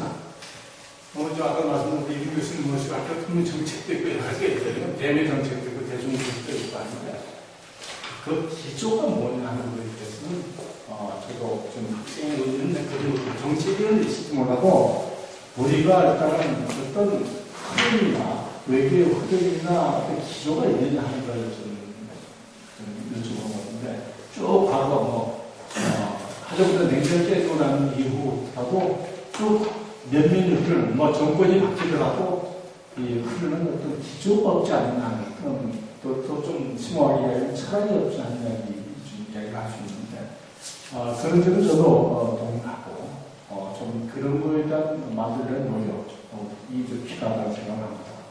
근데 그런 외교의 기조나 원칙을 누가 만드느냐 하는 것은 생각해 보실 것 같습니다. 과거 저희 박정희 대통령이 이런 때는 뭔가 할 수 있었던 거죠. 지금은 외교를 만드는 것은 기초가 내부의 국민이라고 합니다. 국민의 그 컨센서스 이런 게 굉장히 예를 들어 하나 미국 강의 한다고 그러는데 내가 그 당시 기억한 게 100만 인구가 이렇게 오입하다는 것은 정책을 시행하고 철학을 만드는 것인데 이 철학과 정책이 만드는 우리의 국민의 백업이 정책 하나 만들면 국민이 예를 들어가지고 용납되는 안 되는 거에 대한 국민적인 판단 또는 정부가 엉뚱한 짓을 하면 그러고 선전만 하면 국민들이 말이 안 돼. 이런 걸 느낄 수 있는 그것이 바로 가장 중요한 것이고요. 그게 또 투표를 나오고 선거, 기회를 선거가 대통령 선거가 나오는 인물이 되고 실제로 제가 공무원들이 있어봐도 그게 국민들의 반응이 어떤 거, 이 정책에 대한 반응이 어떤 게 굉장히 많이 여기 계신 분은 정부 인사는 국민들을 무시하지 않으시죠. 굉장히 민감한 사실입니다. 그러나 문제는 그런 어떤 정책을 하는 원칙, 정책의 문제가 아니라 정책 기조나 사회 목표, 정책 원칙 기조를 만드는 과정에서 국민의 컨센서스가 필요한데, 제가 좀 한번 조사를 해봤더니 외교에 대한 국민적 관심이 굉장히 많습니다. 대통령이 되는데, 지난 한 4, 5대를 해보는데, 대통령이 되는데 외교가 차지하는 어느 정도 양이 있냐면 다 5% 이하입니다. 이것 난국 문제가 되면 좀 더 한 10%까지 올라가고 외교에 대한 관심이 국민적인 관심이 없습니다. 그래 되면 정책은 있을지 모르지만 어차피 외교 불안도 있고 국민이 있으면 정책도 있고 또 외적인 요인이 나오고 대응을 해야 되는 게 정책이 있을지 몰라도 정책에서 왔다 갔다 할 수밖에 없는 정책의 기조나 외교의 기본을 걸 수 있었습니다. 기조나 외교의 차이가 없을 수밖에 없잖아요. 그러니까 그거는 질문하시는 있습니다. 어떻게 보면 좀 더 정책 기조 문제는 학생이 나중에 관료가 돼가지고 그 당시를 대비해서 지금 여기 학생들 사이에 만들어 나가야 되는 게 아니겠습니까? 답이 모호한 게 아니겠습니다만 제가 계속 퇴직하고 나서 깊이 생각하고 이렇게 우리 친구들하고 외교학과 나왔습니다. 외교학과 나오면 다른 곳에 가는 공무원이 되기도 하고 기업인도 되고 있습니다만 만나서 이야기하면 굉장히 단순해요. 이 복잡한 정치, 외교 정치나 상대방 있는 문제를 듣고 싶지 않고요. 그래서 우리끼리 하면 너희들이 그거에 돼가지고는 외교의 정책이나 큰 차이가 있을 수 없다. 그냥 당분간 계속 얻어맞고 요거 하다가 어느 순간 우리도 뭘 해보자 하기까지 기다릴 수밖에 없다. 그리고 지금 답변 말씀은 그것이 국민이 계야 외교 정책의 철학이 있을 수 있고 외교 정책의 기조가 있을 수 있다고 생각합니다. 다음 그 다음에 딱 질문해 주세요. 네, 먼저 해주시고 정치학과 공부학번 이동원이라고 합니다. 네, 잘 들었는데요. 다자 지역 협력과 관련해서 좀 질문을 드리고 싶습니다. 저희 동기들하고도 많이 얘기를 해봤는데, 얘기를 해보면 다자주의, 공동체 얘기를 해보면 보통 동북 아시아에 같이 있었던 경우도 많았는데, 대선생님께서 말씀해 주시니까 되게 폭넓게 봐야 된다는 걸 알게 되었는데요. 그런데 그래도 일단 외교 정책 하려면 우선 선결적으로 해야 될 부분이 있을 것 같은데 뭐 할 수 있는 선택이 있다면 뭐 동북아시아를 일단 만들 수 있는 경우도 있겠고 아니면 큰 범위를 더 넓혀서 만드는 경우도 있겠고 아니면 뭐 동남아시아, 아세안 지역에 좀 더 깊숙이 개입하는 방법도 있겠는데 대사님이 보실 때는 일단 선결적으로 우리나라가 취해야 될 자세는 어떤 것이라고 생각하시는지 알고 싶습니다. 제가 오늘 그 말씀드린 중에서 혹시 오해가 있는 부분 다시 한번 제가 동북아시아 외교를 하느라 사가 외교를 하자는 맞자는 이야기는 하지 않다는 진짜 오해가 없습니다. 제가 이야기를 하면 대부분 오해가 즉시 미국을 하지 말고 동남아 하자는 얘기 그렇지는 않고요. 우리가 어떻게 보면 사가 외교, 특정 주제, 북한의 무슨 이런 주제, 그 다음에 동북아, 지역적 동북아에 너무 몰입되어 있는 시각을 넓혀야 된다. 이제는 북한 문제가 넘버원이죠. 프라이어티 넘버원이고 뭐를 해도 그런 가운데서 사강이 중심이 돼야 되는 건 그건 이루어질 수가 없습니다. 저도 그러나 거기에 또 다른 문제가 우리를 주변적으로 일어나고 있다는 사실을 그것도 또한 우리가 굉장히 중요한 얘기 아닌가 싶습니다. 그래서 만약 우리가 한쪽에는 너무 몰입돼가지고 나오는 현상이기 때문에 제가 보기에는 우리가 또 일제히 식민지라는 강국이 있었을 거고 6.25라는 전쟁이 있었을 거고 또 말씀드린 위안도 있었을 거고 이게 어디 보면 너무 시야가 비록 우리가 외교 분명히 프라이어티가 있습니다. 북한 문제라는 것들인데 그렇게 하면서도 항상 이제는 아까 말씀드렸듯이 이 정부의 어느 뒤에서 찌르려고 하는데 이렇게 보고도 항상 경비범을 세워서 거기에 대해서 무슨 문제가 없는지 보초로 귀에 담았어요. 10명을 다 쓰더라도 10명만 쓰지 말고 한 2명 정도 뒤에 또 오는 이상한 사람이 가지고 일부를 하라는 의미입니다. 그렇기 때문에 우선 제일 핵은 북한이 하는데 동북아이 우리한테 가장 중요하지만 그 동북아를 돌아가는 방법에서도 좀 동남아를 통하는 방법이 있다는 예를 들면 이런 이야기입니다. 제가 인도네시아 있을 때 북한이 그 육자회담이 한참 한동안 육자회담 안 해주고 문제가 많습니다. 이쪽에서. 근데 저도 본부에서 주로 정책국장, 정책 실장하는 게 주로 저는 하면서 북한 문제를 다뤘는데 다른 중국, 일본 있으면 다 나의 그 시야는 북한 문제를 보고 있기 때문에 가운데서는 우리에서 제일 좋습니다만 그걸 보고 있었기 때문에 항상 북한을 제가 혼자 놔두면 천천히 붙잡나 무슨 짓을 할지 모른다. 저지에서 막기 위해서는 북한을 조금 더 대외적으로 끌어내야 된다. 그래서 내가 당시에 통일상하고 상무에 편지를 썼어요. 동남아를 이용합시다. 동남아를 이용해서 우리가 육자회담이 전략에 끝나지 않는 범위를 하지 않는 범위 내에서 동남아를 이용해서 북한을 좀 끌어내고 북한을 가서 야 너는 외롭지 않아. 너 그런다고 이게 죽는 거 아니야. 걱정하지 말아야지 해야 육자회담의 승과금이라서 스탑 역할을 좀 동남아시키다 하니까 제가 그러고 나서 서울에 들어올 수 있어 통일상하고서 만났습니다. 한국인한테 외국을 살아가는 사람은 우리 남북 관계에 우리도 채널도 있고 미국, 중국도 해서 채널이 있는데 동남아 그런 거 어쩌더니 하지 마십시오. 귀찮습니다. 그러길래 일단 바로 모릅니다. 지금도 내 보기에는 동남아의 마이너한 플레이어라도 이용할 수 있으면 이용할 수 있는 그런 시각이 필요한데 우리 시각 자체로 절대 못 받아들이는 거예요. 육자회담에 혹시 육자회담의 분위기를 깰까 싶어서 걱정하고 있는데 그건 저희들은 그런 식으로 시각을 동북아 문제도 동남아를 끌어내는 방법을 생각해야 되고 안 되고 중동을 끌어서도 동북아 문제를 끌어낼 수 있는 방법이 생각이 다변한 시야를 이렇게 가져야 됐습니다. 뒤에 학생.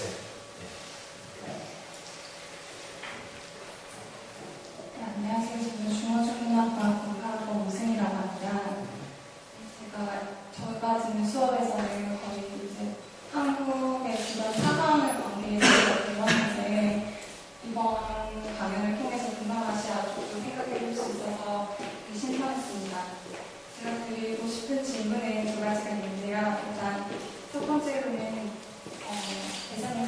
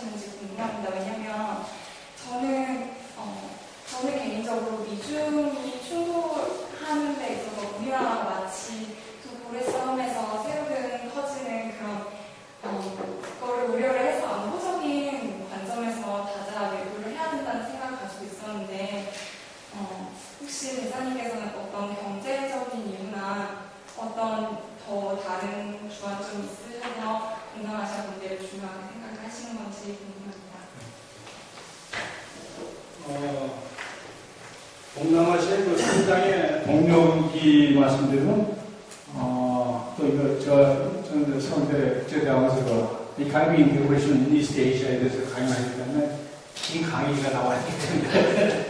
그럼 뭐, 그것도 그런다고 임 교수님이 전문이라고 바로 정치학이라고 해서 나오는 거예요. 뭐, 그건 1989년 프라하에 일본이 동남아 투자 중심으로 자기 경쟁력을 키우기 위해서 늘리고 하는 복잡한 이야기가 있습니다만, 한참 그래서 산업화로 굉장히 동남아의 해고, 중국이, 일본이 동남아, 동남아뿐만 아니라, 니스, 동남아, 플라잉 기지, 기러기, 발전하는 이야기 나옵니다만, 이런 식으로 해서 산업화의 기반을 깔는 힘없고요. 그 다음에 최근에 들어서 동남아에 강하게 하는 건, 자기들 좀 살아야겠다는 건, 저는 이렇게 판단했습니다만, 중국이라고 생각합니다. 중국이, 2000년도에 중국이 동남아 전략을 세운 여러 가지 배경이 있지만, 사실은 동남아 전략에 중국이 처음 세운 그 기본은 중국이 다시, 미국이 봉쇄 정책을 동남아에서 좀 하고 싶어 하는 이유 때문에 했다고 생각합니다만, 그런 분석들이 많이 나옵니다. 제가 보니까. 그랬는데 차츰차츰 경제적으로 자기들이 나오는 이유가 중국이 전국 국내 경제 발전에 소위 중국아까 잘 아시겠습니다. 서부 대개발 기획 아시죠?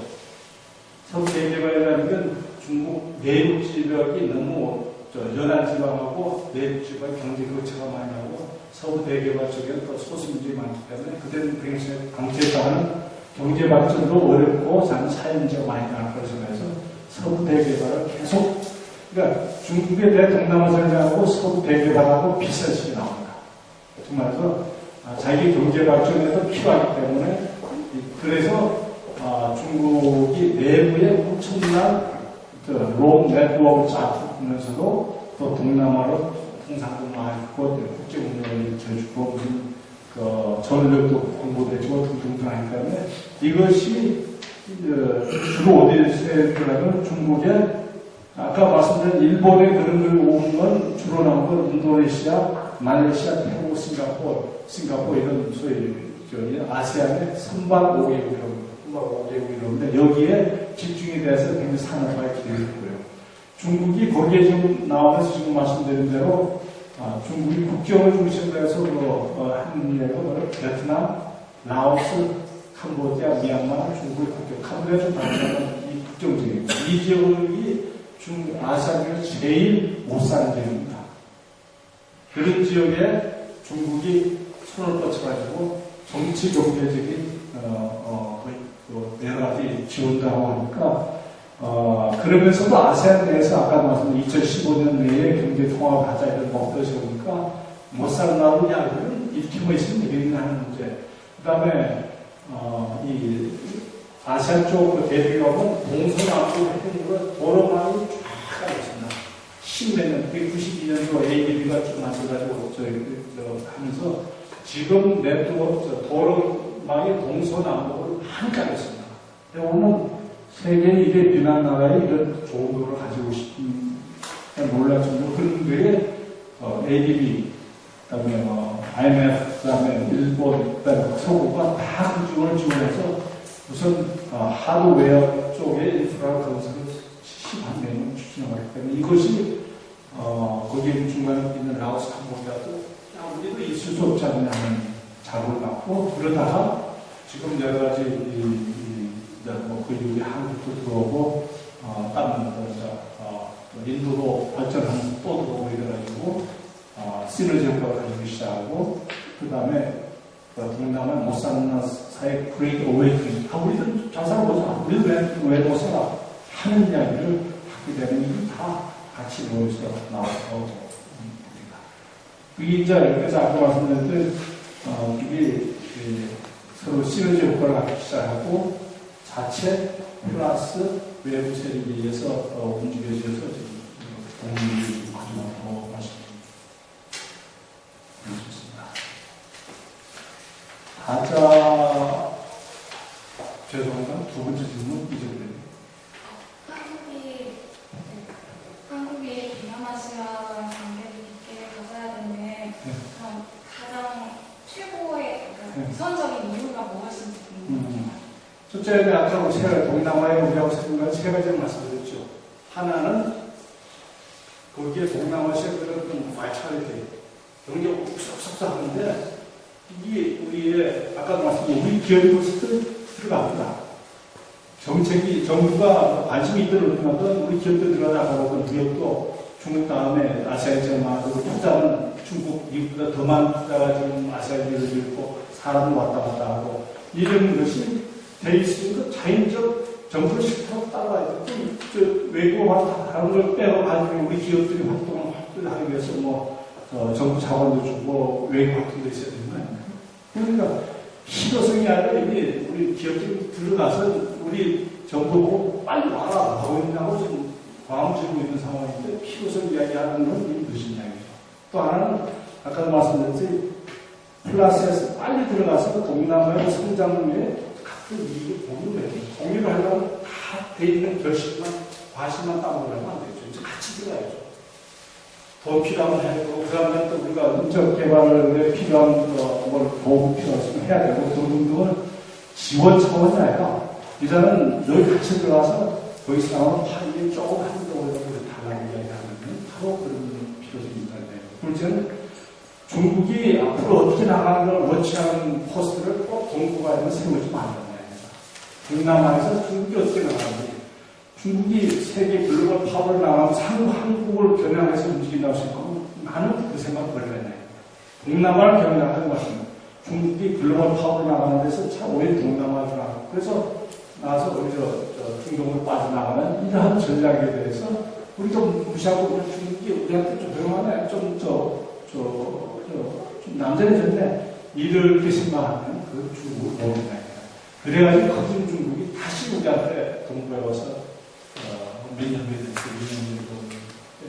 대응을 하는데 예를 들어 작년에 천안함 사건과 중국 남중국해에 있을 때 중국이 한국에 대한 대응하고 아세안에 대한 대응이 달랐다는 걸 아시거든요. 아세안은 ARF라는 게 열렸을 때 아세안 리지널 포럼이라고 했죠. 매년 저희 안보대화기구 했을 때 중국도 멤버고 한국도 멤버고 미국도 멤버입니다만 거기에 미국이 중국이 아시아한테 이번에 남중국해 문제 이번에 ARF 시끄러지 말라고 다 했는데 이건 양자를 다 시켜서 했어요. 다 알려진 비밀인데 그때 아세안 회의를 딱 열자마자 처음부터 들고 있는 상마시였습니다. 너 그러면 안 된다.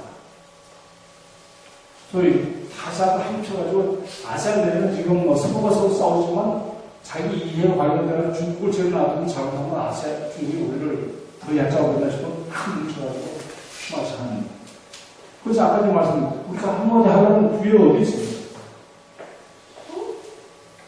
일본만 가지고 중국을 하고 올라오는 게 아니라 좀, 패거리가 좀 있어야 될까요? 10개든 8개든 근데 우리는 지금 하나도 패거리가 좀 없지 않습니까? 이 문제를 어떻게 할 거냐. 아까 또 하나 세우자는 경제 위기는, 1990년대 이거 지원이 어디였는데 태국가 있었습니다. 태국에서 금융 파산이 나오고 외환이 나는 그 다음에 그게 말레이시아로 가고 인도네시아로 가고 비용이 나와서 한국에 우리를 습격하고 불과 2~3개월만 하는 했습니다. 정말서 우리 우리도 정리했는데도 아직도 동남아 그 당시에 우리 한국 정부 이름이 있습니다. 이걸 경험하고 나니까 동북아 동남아를 구분하지 말자. 하는 이야기를 더 이상 하지 마라.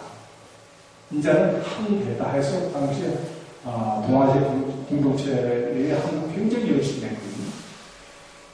그런데 그런 것이 무엇을 의미하는가?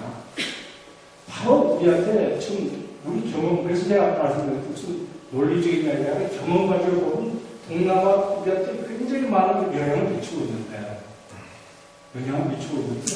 왜 자꾸 동남아 동북아를 나르고 또 시야를 동북아로 붙여서 보면 중국의 움직임도 모르고 되게 동남아에서 또 한 제2의 위기가 나와서 우리 뒤통수를 2~3개월에 또 칠수 모르는데 동남아 당연히 관심을 갖게 되는 거예요.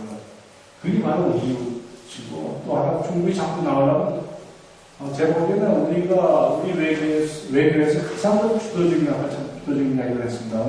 했던 거는 외환위기 당해서 한국이 아세안하고 합쳐가지고 미드 파워와 콜리션 해가지고 했을 때 일본, 중국이 우리한테 갔습니다. 따라왔고 그게 굉장히 적조사들이고 지금 말해서 숫자로 가지고 하면 일본, 중국도 큰 것 같지만 그 대응이 달라지는데 우리는 미안하지만 그 패러디가 좀 없는 것 같아요. 저런 외국이 있다는 이야기입니다. 그래서 여러 가지 아까 말씀드렸는데 경제적인 건 이미 우리 어떻게나 가서 우리 정부 보고 빨리 와라. 와 우리는 우리 사회 보고 계속 이야기하고 근데 거기에 좀 정부 문제는 아닙니다. 우리가 400만이 지금 한국인들이 지금 동남아를 수출을 하는데 그 사람들이 우리 기업에 도움이 되는 일을 하느냐 그렇지 않는 게 하신다. 이게 막 어글리 코리안 이야기 하나만 하는 소리예요. 그러니까 외교관 정책관 클래스에서 우리 국민들도 이걸 인식을 해가지고 이게 우리가 무역가지고 먹고 사는 나라에 이렇게 우리한테 경제적으로 중요한 나라. 지금 말하면 수다 보면 한 1, 2위에 해당되는 게 아세안인데 이렇게 중요한 나라에 우리가 놀러가서 우리 기업인들한테 또 나쁜 이미지를 하는 이런 조심들 갖게 해야 되는데 그게 요즘 안 하잖아요. 뭐 싼 돈으로 가면서 뭐 되게 못 사는 애들이 하고 뭐 이런 생각을 하면 그걸 하고 나오면 어떤 결과가 나오고 제가 잠깐 이야기했을 한 태국 국정에서 그런 이야기 한마디 말씀드리겠습니다.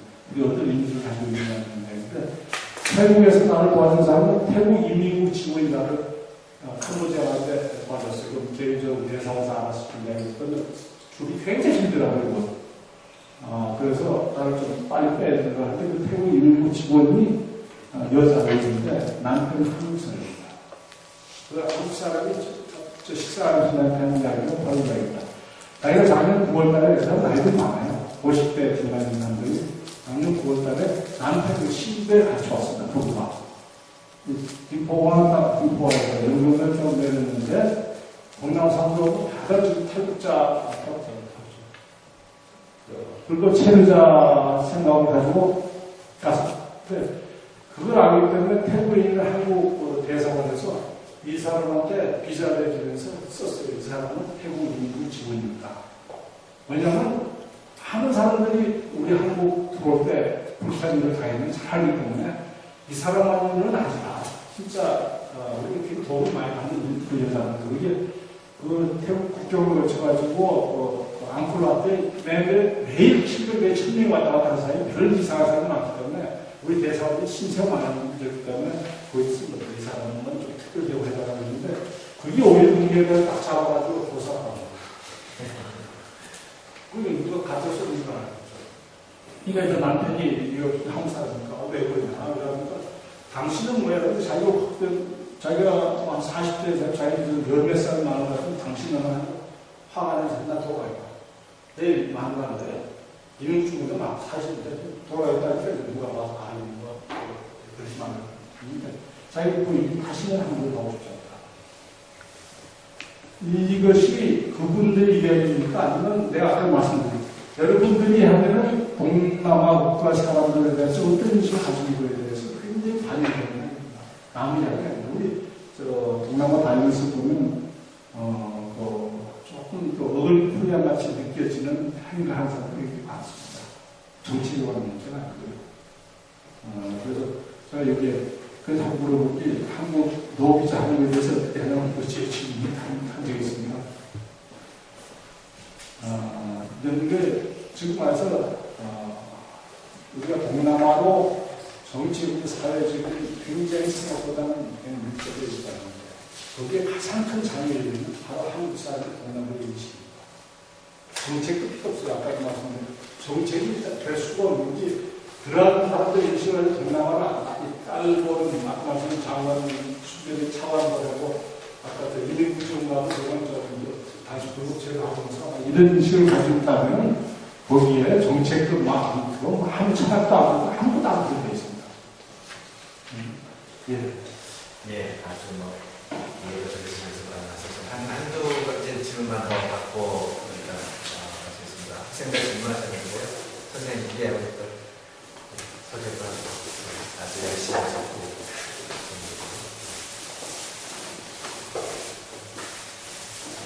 안녕하세요. 저 고등학생인데 그 동남아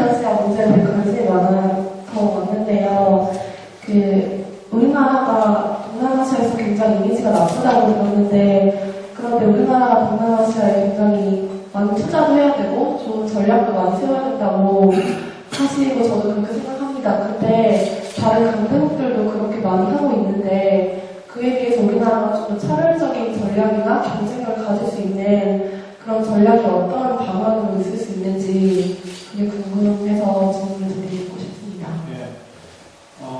좋은 질문 하셨네요. 내가 딱 하고 싶은 얘기 있으니까 또 질문 딱 하겠다. 아까 말씀드린 바 같이, 이 마음이 제일 큰 문제거든요. 정책, 전략 아무도 필요 없다. 그거 가지고 한국 사람들이 어디 코리안에 가서 우습게 여기고, 저는 옛날에 중국에 있을 때도 그런 사례도 좀 많이 봤습니다만, 동남아에 똑같은 우리 비즈니스맨들이 가가지고 또, 어떤 정직한 비즈니스를 하기보다는 쉬운 비즈니스, 빠른 비즈니스 한다는 분만 잘 아실 거예요. 이런 것 등등이 굉장히 나쁜 이미지, 좋은, 한국에 대한 굉장히 존경도 하면서도 하나는 이렇게 일본에 접촉한다고 그러고 조금 내가 생각하는 한국하고 좀 다른 하는 이미지를 가진 사람들이 굉장히 많다는 것도 사실입니다. 그래서 그래서 저희도 지금 동남아 대사들끼리 모여서 우선 뭐 정책 건의 뭐 이런 게 다 필요 없다. 각 지방에 다니면서 대학생들 상대로 동남아가 얼마나 중요하냐를 좀 한 말이다. 좀 차원차원하게. 그래서 그 대학생들이 10년, 20년 후에 될 때 동남아를 보자. 지금 우리 외교부 사들도 배우 이야기를 해도 머리에 굳었어요. 동남아에 가지고 있는 이미 10년 전에 동남아의 경험, 들어가기 쉽지 않기 때문에, 어떤 인식을 좀 바꿔야 되는 게 지금 가장 큰 문제인 건데, 또 하나는, 신문에 쓸 때 그 신문 안 써주더라고요. 뭘 써주면, 그래서 제가 여기 서문서에 동남아한테 비자 푸는 거에 대해서 어떻게 되냐. 저는 동남아 사람들한테 비자 해준다고 주장합니다. 이건 굉장히 참 마음이 굉장히 많은데, 왜 노비자 하냐면 제일 큰 제로 루트는 한국 사람들이 동남아를 이웃으로 받아들여야 됩니다. 태국이 한국 퍼센트 경우에 국민소득이 한 5,000명, 4,000몇 개거든요. 올해 한 4분의 1, 5분의 1이거든요. 거기에도 지금 주변 탐호사가 나옵니다. 라오스, 캄보디아, 미얀마 해가지고 300만 내지 400만 교육 체제를 받아들이고 있습니다. 받아들인다 해서 지금 그냥 가만히 눈 감고 있습니다. 우리도 이제는 동남아에 대해서 이웃을 하려면 바다도 이웃을 우리 국제교육도 굉장히 5만 원 정도 와있거든요. 그 사람들 다 고생할 가격이 많은데 이제는 좀 동남아에서 막하게 마음을 열어주는 거기 가장 의도해서 제가 동남아에 비자를 받자는 이야기를 계속하고 노비자를 하자는 이야기를 좀 계속하고 있습니다. 여기 있는 분들한테 한번 대답하실 걸 각자 생각을 해보시면 답변되어 있었는데 상당 부분이 아직도 안 나오거든요. 동남아에 대해서는 아직도. 그러나 미국에도 비자 풀자, 일본의 비자 풀자, 뭐 이후에 비자 풀자 하는 이야기를 하면 다들 찬성하시죠. 그렇죠? 반대할 수는 없죠. 뭐 실질적으로 비자 다 풀려 있고. 그러나 동남아에서 우리가 아까 말씀드린 경제적으로 중요한 게 우리 이웃이 어떻게 우리 지지 세력을 모아야하는 판에 마음을 안 갖고 어떻게 우리의 지지 세력을 만드는가. 그 사람들한테 너무 가끔 이웃을 쫓아가면 이웃이라는 것을 보여주면 증표를 보여줘야 되는 거거든요. 문 닫아달라고 이웃하고 이웃이고 이웃하고 같이 하게 되어서 상대방이 문을 열고 가장 단적인 예가 중국입니다. 중국이 과거 80년대에 동남아 전쟁도 많이 했지 않습니까? 베트남 침공하고 남사공부에서 하면은 비을빈 배, 베트남 배, 포격을 이렇게 되는데 그런 전력이 크기 때문에 동남아의 전략을 하다가 동남아 진출 전략을 시작할 때 한복팀도 아니고 뭘 하는 몇 가지 있습니다만 그 중에 하나가 동남아에서 그때를 행사하는 이야기를 설명하거든요. 또 하나는 중국하고 아시아하고 FTA 하자고 준비하면서 FTA 협상 바로 전날 동남아에 대해서 농산물 시장 일방적으로 개방합니다. 개방은 일방적으로 합니다. 중국도 농산물을 하는 나라의 농업국이 굉장히 당시만 해도 없었기 때문에 과감한 정책이죠. 그런 몇 가지의 정책을 보고 아시아사는 중국이 아예 달라지는 중국이 좀 믿음이 하나의 신뢰를 보여줍니다. 그리고 아세안에 대해서 그런 신뢰를 안 보여주고 말로 그냥 내가 친구 안 하고 뭐 이웃이 이제 거리고 뭐 이런 메시지를 지금 그 사람 합법도 해줬지만 실제 행동으로 뭘 하나 보여주고 마음을 열어주는데 학생 여기 계신 가하면서 정말 동남아에 대해서 이게 중요한데 우리 이웃을 만들기 위해서 마음을 열어주면 비자 문제 갖다 열기 위해서 하다고 할 때 몇 분이나 예스 하겠습니다. 아마 대부분이 너무 많습니다. 그러면 동남아가 우리가 마음 많습니다. 그 사람들도 왜 이제는 동남아가 한국이가 또 하나 좀 문제는 옛날에 한 18년 전만 해도요. 아시아에서 제일 부자 나라는 일본, 한국, 중국, 일본, 중국, 한국을 나눠 세우는데 지금 아시아에서 한국 사람이 6번째로 아시죠?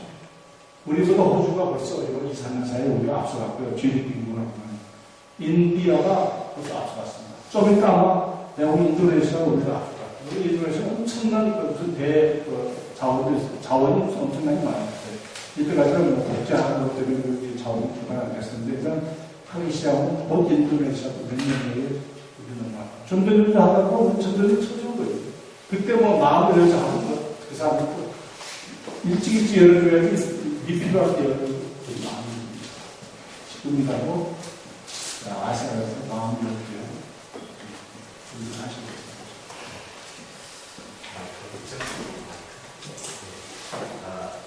저희가 예정된 시간이 질문하면 너무나 풍부하게 말씀을 해주셔서 너무나 감사합니다. 저희가 예정된 시간이 1분밖에 안 남았어요. 일단 이 정도에서 마무리를 짓고 더 오늘 꼭 이 질문을 안 하면 안 되겠다는 건 일단은 마치고 나서 개별적으로 질문해 주시면 감사하겠습니다.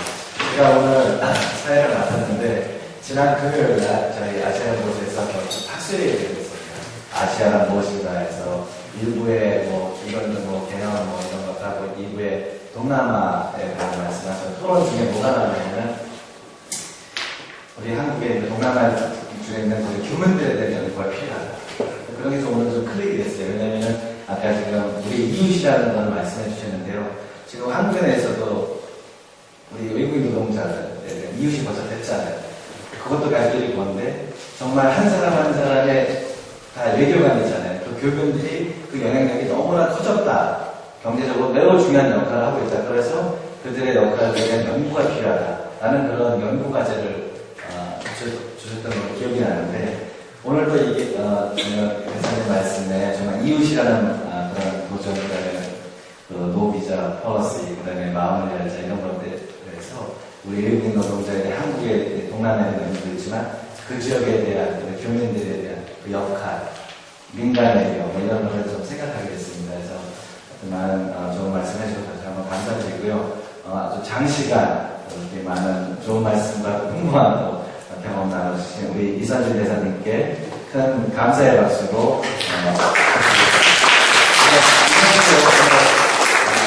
아시아의 대사 초청 강의실 첫 번째 수업을 마치겠습니다. 이야기에 또 다른